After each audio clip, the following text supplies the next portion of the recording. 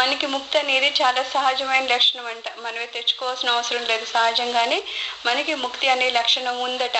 మనకి అది మారు పేరు యాక్చువల్గా, మనకి అంటే ఇంకా మనమే ముక్తి అని అనుకోవడం అనమాట.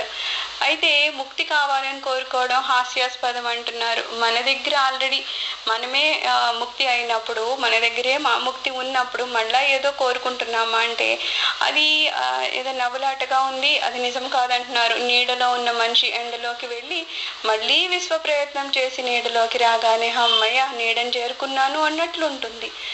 అంటే మనము ఈ ముక్తి అనేది మన దగ్గరే ఉన్నా సరే దాన్ని వదిలేసి ఏదో మళ్ళా బంధాలు బాంధవ్యాలు బరువులు అని ఎక్కడెక్కడికో వెళ్ళిపోయి అన్ని మన చుట్టూ చుట్టబెట్టుకొని, అది నిజంగా అంతంత బాధ్యత మనకు ఉన్నా లేకపోయినా సరే అవన్నీ పెట్టుకొని ఆ తర్వాత మళ్ళా ఏదో గురుకృప వలన ఈ బాహ్య ప్రపంచంలో ఇన్ని బంధాలవి ఉండకూడదని నెమ్మదిగా మన ఆలోచనల్ని మన ఆచరణని మన బాధ్యతల్ని తగ్గించుకున్నాక మళ్ళా ఏమవుతుంది, ఒంటరితనానికి వస్తాం అనమాట. అప్పుడేమవుతుంది, అమ్మయ్య అప్పుడు నాకు ముక్తి అనేది తెలుస్తుంది అంటాం.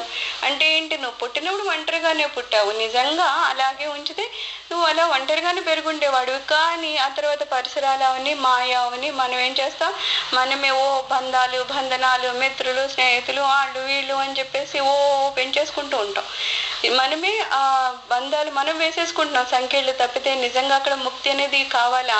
అసలు ఏ బంధాలతో మనమేం పుట్టమే యాక్చువల్గాను. కానీ మనకు అంత జ్ఞానం ఉండదు కాబట్టి తర్వాత మనం పెంచుకుంటాం అనమాట. అవి బంధాలు అవని బాధ్యతలు అవని ఏమైనా సరే ఆ బాధ్యతను కూడా కేవలం బాధ్యత కింద తీసుకుంటాం, లేదు బరువులాగా ఎవరికి పట్టండి నాకే పట్టాలి, ఇప్పుడు నేను లేకపోతే ఏదో లోకం నడవదా అన్నంత బాధ్యతలు. అప్పుడు ఏమవుతుంది, ఖచ్చితంగా మనల్ని మనం బంధించుకుంటున్నాం అనమాట. ఏదో మనమే గది తలుపేసేసుకొని తాళం వేసేసుకొని అయ్యో నన్ను బంధించారని బయట వాళ్ళని అడిగితే ఏమంటారు, ఇదేంటి పిచ్చా నీకు అంటారు. అలాగా ఒక శిష్యుడు వెళ్తాడు గురువు దగ్గరికి, వెళ్ళి స్వామి నాకు ఇన్ని బంధాలు ఉన్నాయి కదా, సంసారంలో ఉన్నాను, నేను ఉద్యోగం చేయాలి, భార్య పిల్లల్ని చూడాలి, అందరినీ చూడాలి కదా, మీరేమో ఏదో ఇలాగ ధ్యానం చేయమని అది ఇది చెప్తారు, ఎలా చేస్తారు, నాకు కష్టం కదా అంటారు. అవును కదా అంటారు. ఈయన సరే పద అని చెప్పి ఎక్కడికో వెళ్తూ ఉంటారు. వెళ్తూ ఉంటే గురువు గారు ఏం చేస్తారు, సడన్ గా ఆయన చెట్టుని ఆయన గట్టిగా పట్టేసుకుని విడు విడు విడు అంటారనమాట. శిష్యుడు అంటారు, ఏంటి స్వామి ఎలా అంటున్నారు, విడవమంటారేంటి, మీరే కదా పట్టుకున్నారు. కాదయ్యా చెట్టు పట్టుకుంది అంటే ఊరుకోండి మీరే పట్టుకున్నారు. ఆహా ఇక్కడ అంతే అవుతుంది, ఎందుకంటే బంధాలు ఉంటాయి కానీ ఆ బంధాన్ని ఏ రకంగా పట్టుకోవాలనేది మన చేతిలో ఉంది అంటారు. బంధాలని కేవలం బాధ్యతగా అంటే శరీరం వరకే అది వర్తించేటట్టు చేస్తామన్నమాట.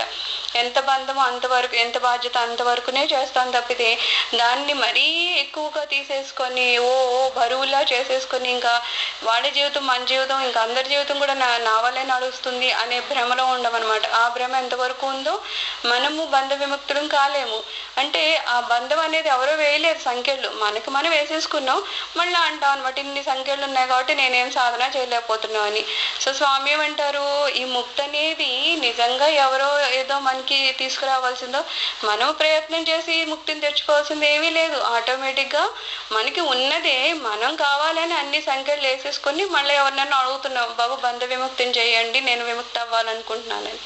అలా ఉంది మన పని అని చెప్తున్నారు. మనమంతా ఇదే చేస్తున్నాము, సత్యానికి మనకి భేదం ఉందని ఊహించుకొని భేదభావం కల్పించుకుంటూ ఉంటాము. తర్వాత ఎంతో సాధన చేసి భేదభావాన్ని వదిలించుకొని సత్యంతో ఏకమవుతూ ఉంటాము. అయితే సత్యమేదో నిజమేదో మనకి తెలియక దానికి మనకి ఏదో తేడా ఉందనుకొని ఈ లోకంలోకి వచ్చాం కాబట్టి అందరితో బంధుత్వం పెంచుకోవాలని ఏదో బాధ్యతలు చేయాలని అదని ఇదని ఎంతెంతో పెంచేసుకొని అబ్బో ఇంత చేస్తున్నాము నాకేమీ ప్రశాంతత లేదు, ఏం చేయాలని ఎప్పుడో గురువుని పట్టుకుంటే ఆయన చెప్తారు, ముందు ఇవన్నీ వదిలించుకోమ్మా అంటే అవన్నీ వదిలించుకుంటే నెమ్మదిగా మన ఆలోచనలు కూడా వదులుతాయి కదా. ఆ తర్వాత మనం ప్రశాంతతమైన ఒక స్థితికి వెళ్తాం. అప్పుడు మనం ఏమంటాం, ఎప్పుడు నేను సత్యాన్ని గ్రహించానంట. నువ్వు సత్యాన్ని గ్రహించినా గ్రహించకపోయినా, ముక్తి పొందినా పొందకపోయినా నువ్వు ఆల్రెడీ ముక్తిలో ఉన్నావు యాక్చువల్గా. కానీ మనం కావాలని బంధించేసుకుంటున్నాం అనమాట. ఈ రకంగా మన జీవితం తయారైపోతుందంట. ఈ భేదభావం కల్పించుకోవడం ఎందుకు, దాన్ని నాశనం చేసుకోవడం ఎందుకు, ఫస్ట్ ఇలాగా అదేదో వేరు నేనేదో వేరు అన్నట్టు అసలు సత్యం ఏదో నాకు ఆత్మతో సంబంధం లేదు, భగవంతుడు ఎక్కడో ఉన్నారు, నేను భగవంతుని కాదు మామూలు మనిషిని కాబట్టి నాకు ఇన్ని పరువులు ఉన్నాయి, బాధ్యతలు ఉన్నాయి, అయ్యి ఉన్నాయి బాహ ప్రపంచంలో తిరిగేసి ఇంకా ఏమీ చేయలేని స్థితికి వెళ్ళిపోయాక ఇంక అక్కడ ఏముంటాయి, కష్టాలు నష్టాలు దుఃఖాలు తలనొప్పులు ఇవే ఉంటాయి. అప్పుడు తిరుగుతాం అనమాట వెనక్కి, ఏంటి ఇంత ఉంది ఇక్కడ, ఏమి నాకు ప్రశాంతత లేదు, ఏం చేయాలి జీవితంలో అన్నప్పుడు భగవంతుడు మనకి గురువు రూపంలో వచ్చి బోధ చేస్తారనమాట. ఇవన్నీ వదలండి అమ్మా అని. ఎప్పుడైతే వదులుతామో మనకి ముక్తి కలుగుతుంది, మాదానంద స్థితిలోకి వెళ్తాం అనమాట. సర్వం శ్రీ గురు చరణారవిందార్పణమస్తు.